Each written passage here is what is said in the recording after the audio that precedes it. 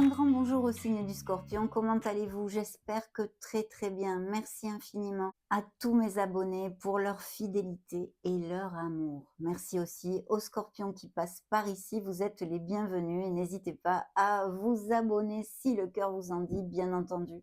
On va donc découvrir les énergies qu'il y a autour de vous, que je canalise à cet instant T, pour la période du 1er au 16 janvier 2026. Et on va commencer de suite par un petit message de Mademoiselle Lenormand.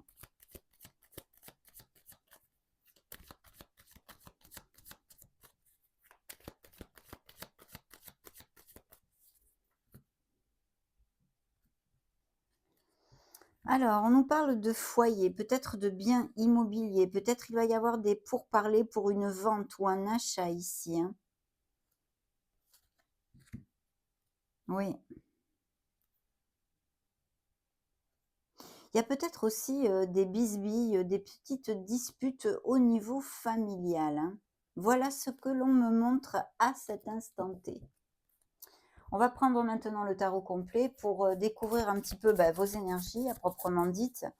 Ensuite, vers quoi tend cette quinzaine, les atouts que vous aurez dans cette quinzaine et le défi à relever. Le petit défi. Scorpion solaire, ascendant Lune et Vénus.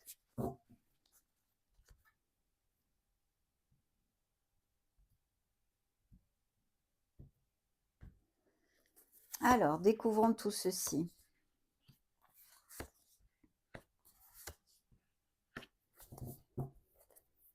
Très bien. Ouh, on est dans les réflexions ici. En tous les cas, c'est ce que je canalise. Ici est sorti votre signe, hein, sous l'effigie de la grande prêtresse.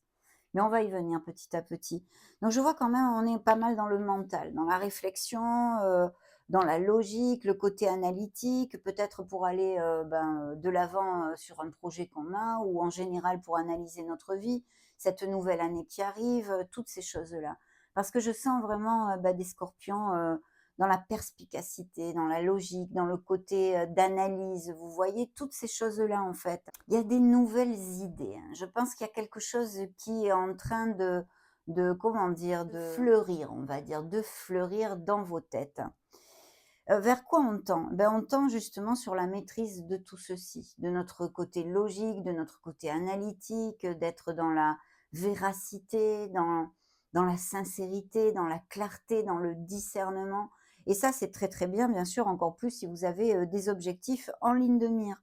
Il pourrait y avoir aussi que vous, fassiez appel, pour, quelque raison que ce soit, vu que vous avez des vies très différentes, vous verrez là où ça vous fait tilt, à quelqu'un qui soit même peut-être d'un signe d'air, Gémeaux, Verseau ou Balance, et un expert, vous voyez? Quelque chose, quelqu'un qui puisse vous conseiller, vous épauler pour quelque chose.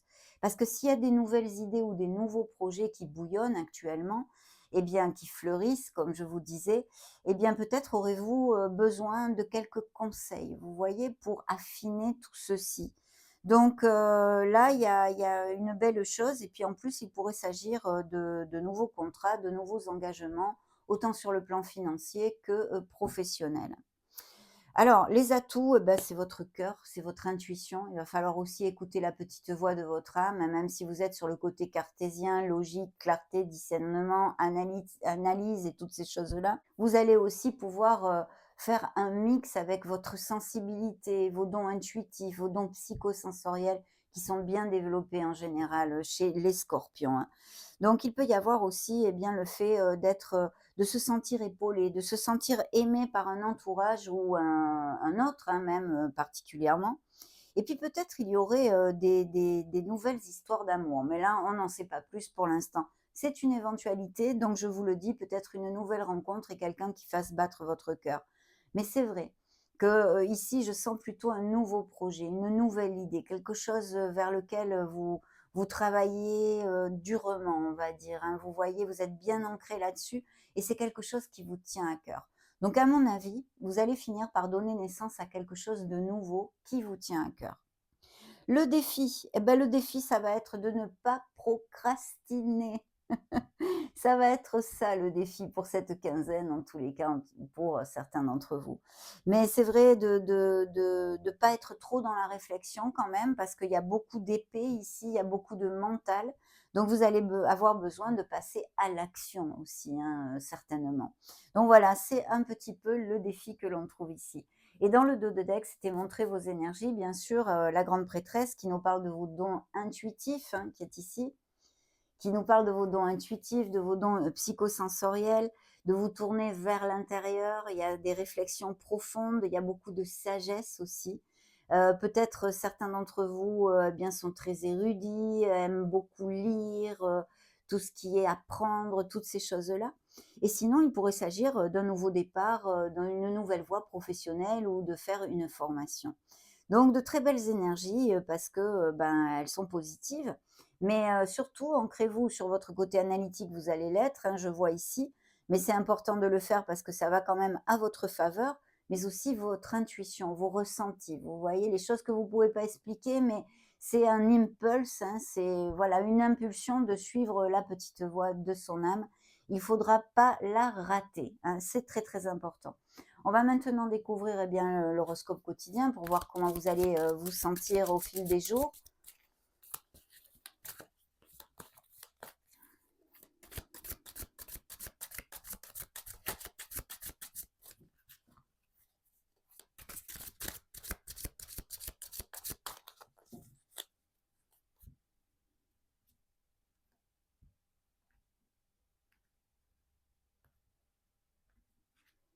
Parfait.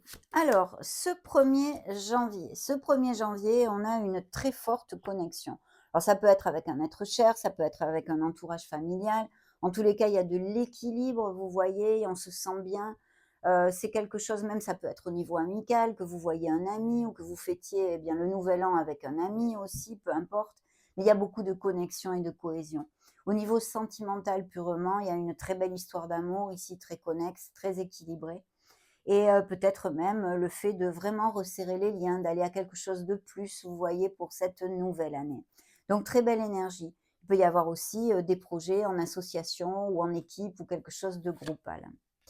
Le 2 janvier, alors le 2 janvier, on a un beau roi de denier. Ce roi de denier nous parle d'un signe de terre probablement qui soit, Capricorne, Vierge ou Taureau et c'est quelqu'un qui est assez, ben, confortable financièrement. Donc je vous dirais, pour suivre un petit peu le fil d'Ariane d'association ou de quelque chose de groupal au niveau professionnel pour les actifs et ou financiers, il y a cette cohésion, cette connexion avec une personne qui peut vous amener eh bien, des choses très très fructueuses au niveau financier et professionnel. Donc c'est une personne sur qui on peut compter. Ça pourrait représenter aussi un ascendant, un lune et un Vénus dans votre thème natal.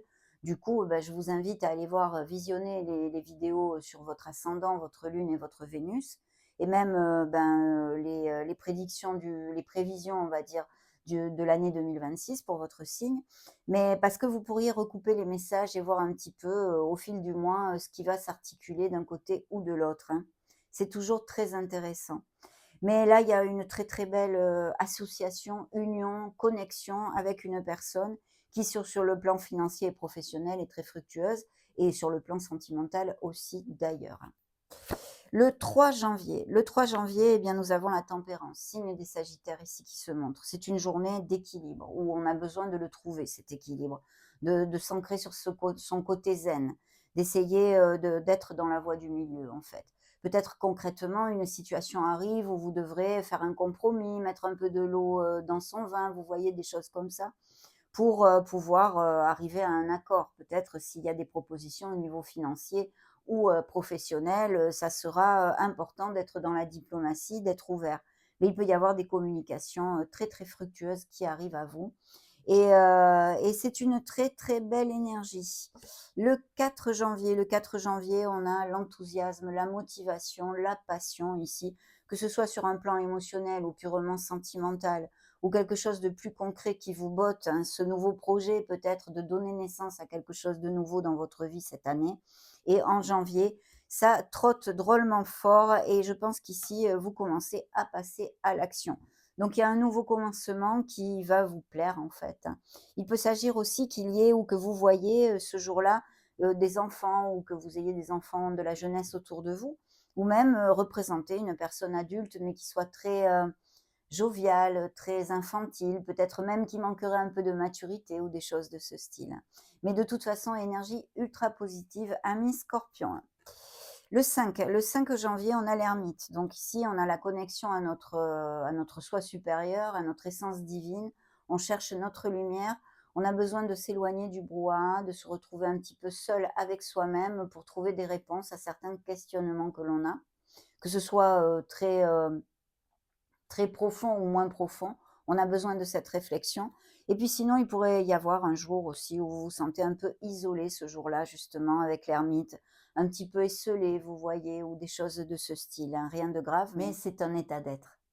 Le 6 janvier. Le 6 janvier, ben, on a le hiérophante, un signe de terre justement, hein, dont nous parlons jusqu'à maintenant. Ici, c'est montré le vierge, la vierge, et ici, nous avons le signe des taureaux.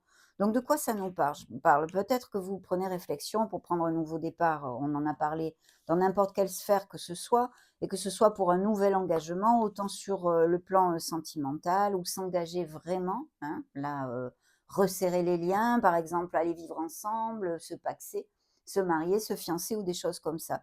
Le hiérophante nous amène la stabilité, nous amène le fait d'être dans les valeurs, dans les critères. Vous voyez, c'est important, hein, pour le signe du scorpion ici, l'éthique en général dans notre vie. Mais une union, un pacte, quelque chose, un engagement qui va demander votre réflexion, mais qui est a priori très très positif. De belles convictions spirituelles aussi sont sur la table avec cette énergie, bien sûr. Le 7, eh ben, justement, on s'éloigne de quelque chose qui ne nous convient plus. On part, on rame vers des pâturages bien plus verts. Donc il y a un changement, peut-être tout simplement, un déplacement ou quelque chose de ce style, vous voyez, que vous ayez à faire ce jour-là. Peut-être que pour certains d'entre vous, c'est vous éloigner d'un engagement actuel, vu qu'ici on avait quand même, bah, cet expert qui pourrait représenter aussi, un juge, un avocat ou des choses de ce style. 3 et 3, 6 c'est un 7 le 8 janvier. Le 8 janvier, on a un 7 d'épée. Ce 7 d'épée nous parle, eh bien, peut-être de faire attention, sur internet, à nos mots de passe, aux achats, à nos portefeuilles, à toutes ces choses-là, bien sûr, hein. Toujours, je me dois de vous le dire. Mais pas que, il peut y avoir une journée ici, eh bien, ce 8 janvier où on fuit une situation, en fait. Peut-être que c'est cet éloignement, vis-à-vis d'un engagement, et vous avez du mal encore, ou des choses de ce style. Vous verrez ce qui applique bien sûr dans vos vies. Le 9 janvier. Le 9 janvier, on a un beau chevalier de Pentacle ici. Alors des nouvelles, oui, qui arrivent rapidement. Ça peut être effectivement sur un expert, un avocat, toutes ces choses-là.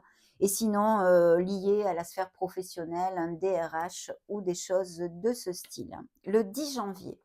Le 10 janvier, c'est un 6 de coupe. Là, ça nous parle, eh bien, de peut-être, des souvenirs du passé, ou quelque chose que vous voulez, couper ou laisser derrière vous en relation avec votre passé.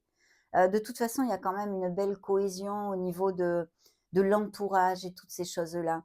Mais c'est un peu ce retour aux sources aussi. Vous savez qu'on vit avec les fêtes, eh bien, notre vie, notre enfance, nos parents, nos grands-parents, il y a ceci ici. Bon, rien de grave, mais ne restez pas trop coincés sur votre passé, bien sûr, hein. Alors le 11 janvier, on a une belle reine de denier ici. C'est un signe de terre encore une fois, un taureau, vierge ou capricorne. C'est une personne nourricière. Peut-être qu'il y a un vague à l'âme sur cette personne, un être cher disparu, qui était âgé, vous voyez, une grand-mère ou la perte d'une maman, et que dans ces dates-là, eh bien, c'est évidemment, ça remue énormément, ça remue énormément. Donc, il y a tout ceci. Mais de toute façon, sinon, on vous demande d'être dans la positivité. C'est une personne aussi qui peut vous épauler, vous soutenir. Elle est très nourricière, et vous soutenir et vous épauler à tous les niveaux, sur un plan émotionnel comme financier.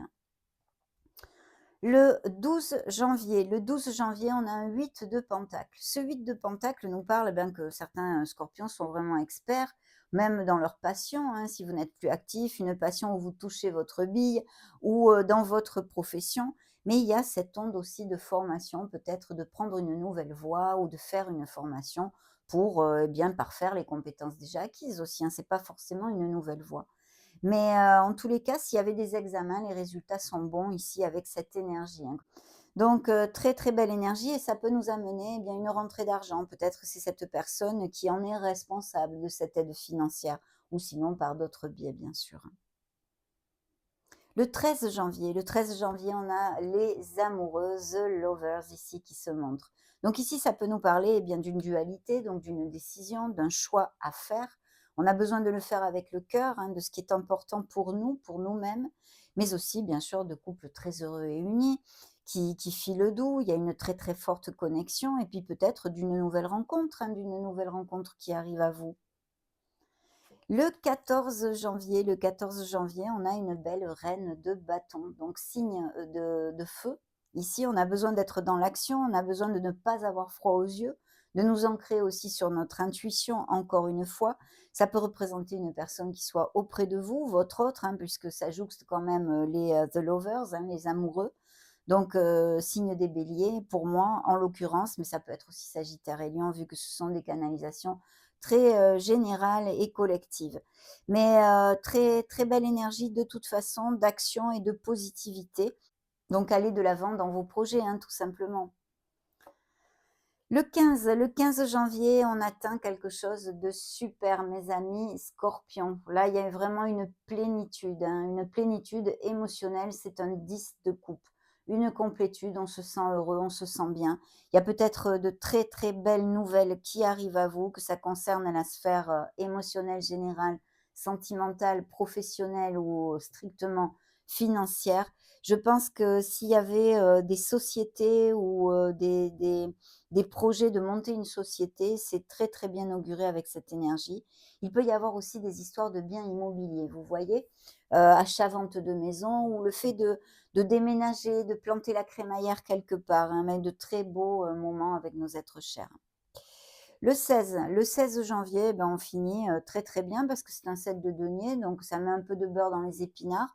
Peut-être des primes, quelque chose qui arrive, une rentrée d'argent et sinon, si vous aviez des doutes ou une certaine confusion sur une voie à prendre, sur un projet que vous avez, ici, on vous dit de continuer sur cette voie. Vous allez commencer à récolter et il faut continuer à être debout et persévérer en fait, hein, en 2 mots, hein, donc mais très, très jolie énergie. Qu'est-ce qu'on avait dans le dos de deck de ce tarot?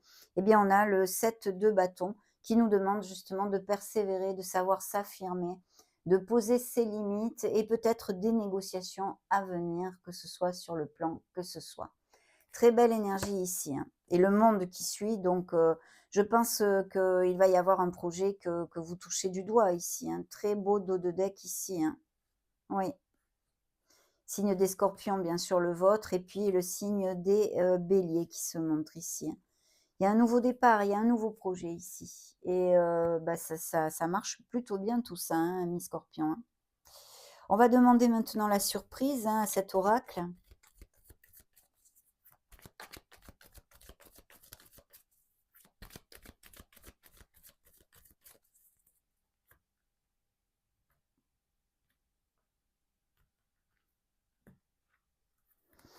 Alors, nous découvrons le passé, la signature et le voyage, sérénité.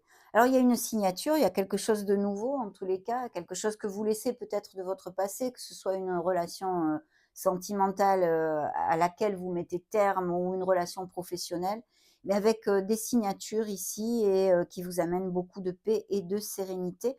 Donc, je pense qu'il y a quelque chose qui s'articule dans vos vies qui arrive, qui va être très bénéfique pour vous et positif. Et puis, il peut y avoir aussi, pourquoi pas, des histoires de mutation, hein, au niveau pro si vous êtes actif ou un voyage, un déplacement de quelque sorte que ce soit. On pourrait même l'extrapoler à des déménagements, hein, bien sûr. Et dans le dos de deck, regardez ce que j'ai, un joli cadeau qui arrive à vous. Donc gardez la foi, mes amis Scorpions. Je sais qu'on passe et on traverse depuis, pas mal de temps, comme beaucoup de signes de toute façon, de grandes difficultés, des choses tendues et pesantes, mais il faut garder la foi. Il y a de belles énergies dans cette canalisation. On va maintenant demander au maître et seigneur du karma un message pour cette vie, cette incarnation actuelle, des vies antérieures, des scorpions solaires, ascendant Lune et Vénus.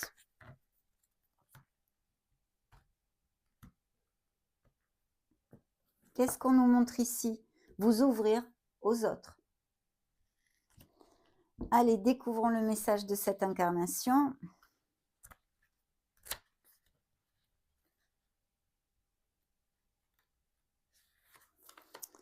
Dans une vie passée, une partie de vous a expérimenté l'isolement, le repli sur soi. Le karma positif. Vous avez appris des choses par vous-même. Vous avez su vous débrouiller seul. Vous avez apprivoisé la nature et les animaux. Vous êtes maintenant prêt à vivre une grande période d'intériorisation et à intensifier le contact avec votre âme. On aime ça, les scorpions. Hein. Karma négatif. Une situation a fait que vous vous êtes coupé totalement du monde, des gens et de la vie sociale. Vous ne vouliez dépendre de personne, ne compter sur personne. Vous avez vécu du rejet et de l'abandon. Vous avez été blessé émotionnellement et intellectuellement. Dans cette vie, ami Scorpion, vous êtes peut-être bienvenu à apprendre, à vous ouvrir, à communiquer avec les autres, à dire ce que vous pensez, ce que vous aimez ou ce que vous n'aimez pas. Vous devez aller vers les gens pour vous présenter et oser parler de vous. N'hésitez pas à exprimer vos besoins. Vous devez aussi découvrir comment vous protéger lorsque vous vous dévoilez aux autres. Choisissez les personnes qui vous inspirent confiance et allez vers elles. Magnifique message. Ça a été un grand bonheur pour moi de partager ce moment avec vous, amis Scorpions. Merci infiniment pour être là encore une fois. On se retrouve très très prochainement. Prenez grand soin de vous. Namasté, amis Scorpions. Ciao, ciao.